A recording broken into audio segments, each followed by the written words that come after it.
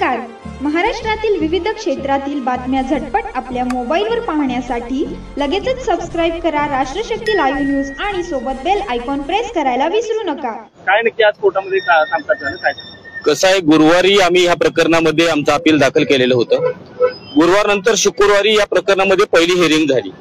नगर परिषद नगर पंचायती निवडणुकीचे जे नियम आहेत त्या नियमामध्ये काही तरतुदी ठेवलेल्या आहेत. त्याच्यामुळे व्यक्तिगत नोटीस कोणालाही निघत नाही. त्या शुक्रवारच्या तारखेला आम्ही कोर्टाला सांगितलं की आम्ही आमचा कंप्लायन्स केला, आम्ही आरओला त्या ठिकाणी नोटीस दिलेली आहे की आम्ही असं अपील दाखल केलेलं आहे. मग आरओनं त्यांच्या नोटीस बोर्डवरती त्या ठिकाणी एक नोटीस लावणं अपेक्षित आहे ती त्यांनी बहुतेक रविवारी वगैरे लावली असावी. आज त्यांचा कंप्लायन्सचा दिवस त्या ठिकाणी कोर्टामध्ये ठेवण्यात आलेला आहे. म्हणजे आता आज आरओनं आम्ही बाबा आमच्या नोटीस बोर्डावरती त्या अपिलाची नोटीस लावलेली आहे. जे काही गैरअर्जदार या प्रकरणामध्ये आपण केलेले आहेत त्या सर्वांना आम्ही नोटीस दिलेली आहे. अशा पद्धतीची नोटीस आरओ लावतात आणि ते त्यांचा कंप्लायन्स आम्ही केला म्हणून न्यायालयामध्ये येऊन ते त्यांचं एक शपथपत्र दाखल करतील. तसंच ज्या कुठले पक्षकार या ठिकाणी या प्रकरणामध्ये स्वतःहून हजर होऊन त्यांचं म्हणणं देतील ते म्हणणं एकमेकाला एक्सचेंज होईल. उद्या एक फॉर्मल डेट या प्रकरणामध्ये ठेवण्यात येईल आणि प्रोबॅबली परवा दिवशी हे प्रकरण अंतिमता निकाल आर्ग्युमेंटसाठी ठेवण्यात येईल आणि त्याच्यानंतर याच्यामध्ये निकाल होऊन जाईल. खरं तर सर यामध्ये आपण काही आक्षेप घेतलेले होते सुरुवातीच्या टप्प्यामध्ये. हो, त्यावरती अद्यापही त्या बॅकग्राऊंडवरती आपण ठाम आहात का आणि काय एकंदरीत अपेक्षित आहे? हो, निश्चितपणे आम्ही न्यायालयापुढे आमचा अपील अर्ज दाखल केलेला आहे. आम्हाला न्यायालयाकडून पूर्णतः न्याय मिळेल अशी अपेक्षा आहे, आशा आहे. शेवटी आपण न्यायालयाशिवाय कुठं जाणार आणि न्यायालय आम्हाला न्याय देईल. उपलब्ध परिस्थिती जी आहे ती परिस्थिती विचारात घेता न्यायालय न्याय देईल असं आमची या ठिकाणी अपेक्षा आहे. तर या सगळ्या प्रकरणामध्ये अपील दाखल झाल्यानंतर जी निवडणुकीची प्रोसेस आहे आता 25 तारखेनंतर जी अपिलाची तारीख संपेल त्यानंतर उमेदवार निश्चिती उमेदवार जाहीर करणं ही सगळी प्रक्रिया पुढे पार पडत असते. ही प्रक्रिया आता थांबेल. या सगळ्या प्रक्रियामध्ये जोपर्यंत न्यायालयाचा निर्णय येणार नाही तोपर्यंत ही प्रक्रिया पुढे तसं सुरू राहील. निश्चितपणानं जोपर्यंत या अपिलाचा अंतिम निर्णय होत नाही तोपर्यंत या ठिकाणच्या निवडणुकीचा निकाल निवडणूक निर्णय अधिकारी यांना जाहीर करता येत नाही. जोपर्यंत निकाल होईल तोपर्यंत त्यांना हे बघा त्याच्या पुढे जाऊन मी आपल्याला सांगतो निवडणुकीचा कार्यक्रम जर आपण बघितला तर त्या कार्यक्रमामध्ये त्यांनी स्पष्ट दिलेला आहे ना की विड्रॉलची डेट दिलेली आहे. जिथं अपील झालेलं असेल तिथल्या विड्रॉलची प्रक्रिया काय होणार आहे हे त्याच्यामध्ये स्पष्ट दिलं. निकालाची तारीख ही 3 दिलेली आहे. त्याच्यामुळं माझ्या ज्ञानाप्रमाणे निवडणूक निर्णय अधिकारी यांना 3 तारखेशिवाय निकालही डिक्लेअर करता येणार. मध्ये आधी बिनविरोध त्यांना प्रमाणपत्रही द्या. आता त्यांना जर वाटलं असेल किंवा बिनविरोध झालं तर त्यांनी त्या ठिकाणी प्रमाणपत्र द्यायला हवं होतं. तसं करता येत नाही. कायद्यात तशी तरतूद नाही. मुळात अपिलाची तरतूद आहे. सक्षम न्यायालयापुढे अपील प्रलंबित आहे. त्या प्रलंबित अपील जोपर्यंत निकाली निघत नाही तोपर्यंत त्याच्यात काही होणार. याच्या व्यतिरिक्त मंगळवेढा संदर्भात देखील आपण एक अपील दाखल केलेलं आहे. काय नेमकं प्रकरण आहे आणि कशा पद्धतीने त्या बाबतीत आता हिअरिंग होणार आहे? हो, मंगळवेढा नगर परिषदेच्या अनुषंगानं सुनंदा अवताडे म्हणून ज्या तिथल्या कॅन्डिडेट आहेत त्यांच्या विरोधामध्ये देखील नामनिर्देशन पत्रावरती आक्षेप आम्ही त्या ठिकाणी आरोप पुढे दिलेला होता. त्यांचा मुलगा त्या नगरपालिकेला कॉन्ट्रॅक्टर आहे आणि त्याच्यामुळं त्यांना ती निवडणूक लढवता येत नाही. आई त्या ठिकाणी निवडणूक लढवते त्यांची. त्या ठिकाणी दोन्ही बाजूचं म्हणणं ऐकून घेऊन निवडणूक निर्णय अधिकारी यांनी त्या ठिकाणी त्यांचं नामनिर्देशन पत्र स्वीकारलं.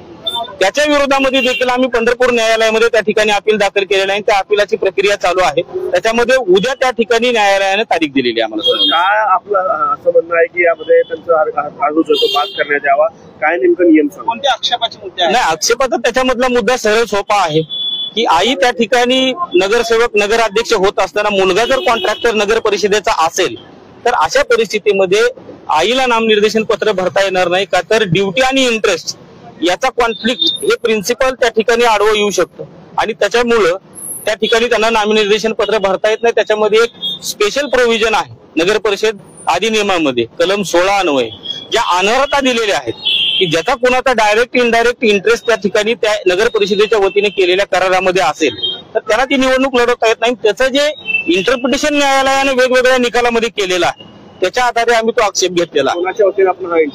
रागिनी कांबळे म्हणून त्या ठिकाणी त्यांनी एक नामनिर्देशन पत्र त्या ठिकाणी भरलेलं होतं. त्यांच्या वतीने आम्ही त्या ठिकाणी आक्षेप घेतलेला होता आणि त्यांच्याच वतीने आम्ही अपील पंढरपूर न्यायालयामध्ये दाखल केलेलं.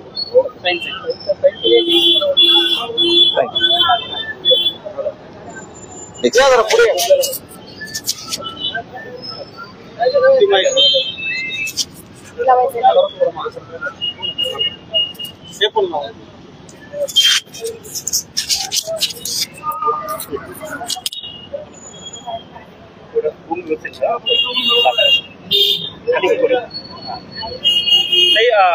आज सुनावणी होते, तसं सांगितलं की पुढची तारीख दिली गेलेली आहे, तर या सगळ्या प्रक्रियेमध्ये विलंब केला जातो का, काय वाटतं एकंदरीत न्यायालयात?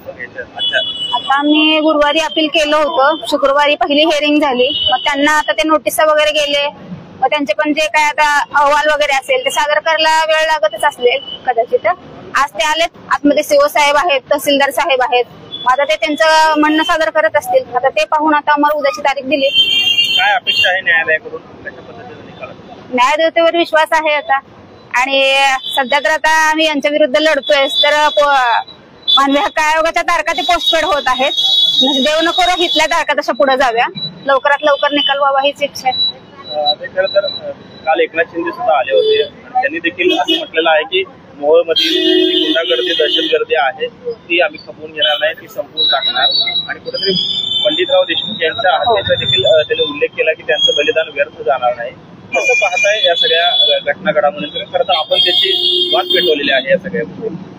काल तिथेच की बाबा बंधनमुक्त आणि तिथल्या गुलामगिरीची साखळी तोडण्यासाठी म्हणूनचा एक कार्यक्रम तिथे आयोजित करण्यात आला. तिथं मला उपस्थिती म्हणून मला बोलवण्यात आलं होतं, मी तिथे गेले होते आणि बहिणींना निवेदन दिलं की लाडकी बहीण सुरक्षित आहे का भाई बघा. 1,500 रुपये आमच्या खात्यामध्ये देण्यापेक्षा फक्त बहिणीला सुरक्षिततेची गरज आहे. आज बहिणीला फक्त फॉर्म तुमच्या भरू दिलेला नाहीये, तिला त्यासाठी किती संघर्ष करावा लागलेला आहे आणि तुमच्याच होम डिपार्टमेंटनं आम्हाला व्यवस्थित तिथपर्यंत पोहोचवलं, त्याचे मी त्यांचे आभार मानले.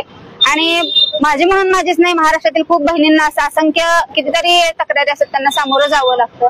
फक्त बहिणींकडे जरा लक्ष ठेवा, मी एवढे फक्त त्यांना निवेदन दिलं आणि त्यांनी ग्वाही दिली इथून पुढे महिलांवर कधीही अन्याय खपवून घेतला जाणार नाही. मोहोळमधील दादागिरी आणि जी गुलामगिरी आहे ते नक्कीच मोडीत करण्याचा आम्ही प्रयत्न करू असं सांगितलं मला.